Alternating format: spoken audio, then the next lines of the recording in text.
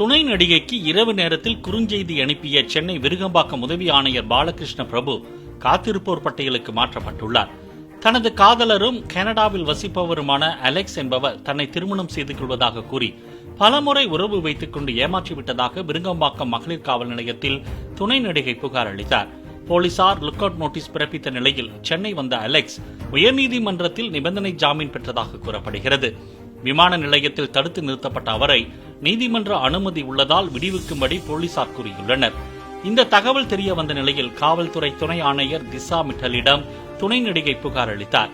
பெண் உதவி ஆய்வாளர் பெனாசீர் தன்னிடம் பணம் மற்றும் பொருட்களை வாங்கியதாகவும் சென்னை வந்த அலெக்ஸிடம் பணம் வாங்கிக் கொண்டு தப்ப விட்டதாகவும் துணை நடிகை தெரிவித்திருந்தார். இது குறித்து விசாரித்த உதவி ஆணையர் பாலகிருஷ்ண பிரபு தனக்கு இரவு நேரத்தில் குறுஞ்செய்திகளை அனுப்பியதாக துணை நடிகை தெரிவித்த நிலையில் இரு காவல்துறை அதிகாரிகளும் காத்திருப்போர் பட்டியலுக்கு மாற்றப்பட்டனர்.